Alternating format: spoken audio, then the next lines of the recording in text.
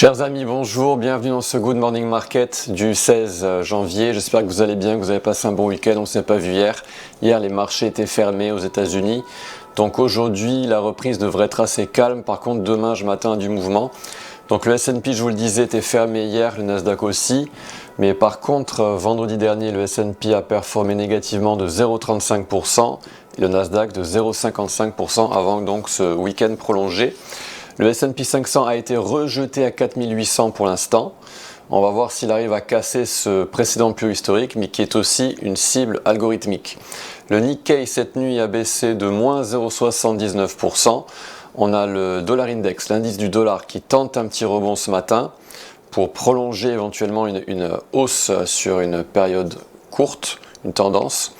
Le VIX est toujours au-dessus de 13,50. Je vous le disais, cette valeur est très importante. Tant qu'il est au-dessus de 13,50, attention, on est à la merci d'une correction dans les indices. Il pourrait monter jusqu'à 18, voire 21,8. Donc si ça devait arriver, on aurait une correction sur les actifs risqués. Très important, j'ai ce site à vous montrer. Mettez-le dans vos favoris, il est très important. C'est le calendrier des expirations des contrats à terme du VIX. Et ici, vous pouvez voir que le 17 janvier, c'est-à-dire demain, on a les VIX Futures qui expirent. Et en général, quand on a l'expiration du VIX, on a un petit pump dans le VIX et ça peut déclencher une correction et une baisse des indices. Donc surtout, mettez bien ce calendrier du VIX dans vos favoris sur Internet. Alors, côté calendrier du jour, on bascule sur Xstation. On a l'inflation allemande qui vient de tomber. Elle a été publiée à 3,7% en annuel conformément aux prévisions. Et on a surtout la Banque centrale d'Angleterre qui parle à 16h heure française. Alors aujourd'hui, chers amis, on va parler du DAX et du CAC 40. On va s'amuser avec les indices européens. Donc le DAX, je vous en parle plus trop en mensuel. On est dans un énorme biseau haussier et on est en train de cibler les 18 260.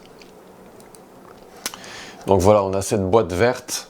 Pour y parvenir à cette valeur de 18 260, on a un mouvement mesuré en période hebdomadaire. Donc avec les prix qui sont descendus au retracement de 38% à 14 800 et qui ont bondi et qui sont en train de cibler 17 744.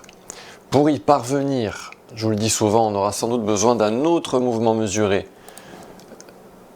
que je vous trace ici. On part du plus bas jusqu'au plus haut. Et moi, je suspecte le DAX de faire un retracement assez léger, donc au retracement de 38%. Voici pour rappel les niveaux clés, 38,2, 50, 61,8%, retracement de Fibonacci absolument essentiel. Et je pense que le DAX est en train de se diriger vers le niveau des 38% et après on va voir ce qui se passe. Mais je m'attends à un rebond pour ensuite cibler les 17 701 dans le DAX. En H4, qu'est-ce qu'on a en H4? En H4, on a un mouvement mesuré qui est pour l'instant tradé à la baisse. Donc pour ce mouvement mesuré baissier, on est venu chercher la golden zone opposée. Je zoome un petit peu pour qu'on y voit un peu plus clair. Donc on a atteint 16 916 et on n'a jamais réussi à franchir cette résistance en H4 et pour l'instant le DAX s'oriente vers 16 455. On a quasiment eu une épaule tête-épaule si on n'avait pas eu cette baisse, mais bon voilà, on est venu 3 fois toucher cette résistance et boum, on descend. Et on s'orienterait donc vers les 16 184. Donc voilà ma prévision pour le DAX. Côté CAC 40.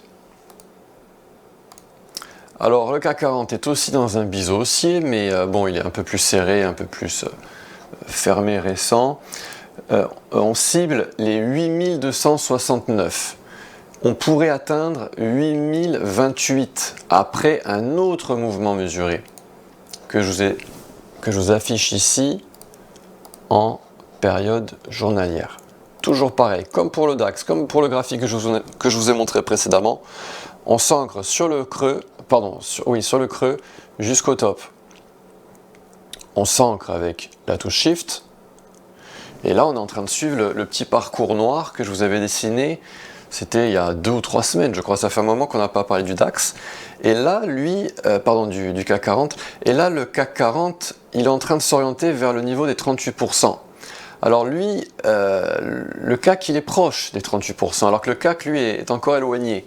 Ça suggérerait que le CAC 40 pourrait descendre au retracement de 50%, voire des 61,8%, pendant que le DAX, lui, irait à 38%, voire au pire des cas, à 50%. On va voir comment ça se dessine dans les semaines à venir, mais ça me semble plausible comme scénario. Donc voilà, le CAC 40 qui s'oriente vers notre boîte verte ici, aux alentours des 7210, pour ensuite cibler les 7867, voire aller dans notre fameuse boîte rouge. En H4, qu'est-ce qu'on a? On a frôlé le retracement des 50% de ce retracement tiré du top ici au plus bas. Et on n'a pas voulu encore aller dans ma boîte rouge. On s'oriente vers les 7014, comme je vous le disais précédemment.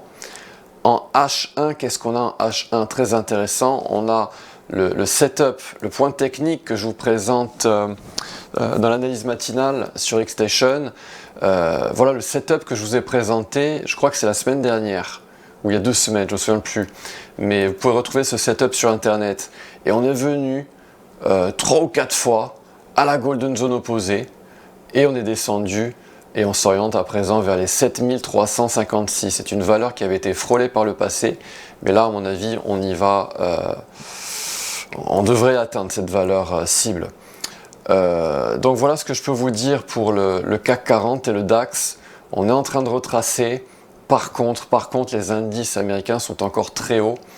Et attention à ce qu'on ne descende pas assez bas, notamment dans le CAC 40. Par contre, quand le CAC 40 va arriver dans cette boîte verte, on devrait avoir des opportunités d'investissement dans les actions en période journalière, voire H4, mais je pense que ça va être en journalier.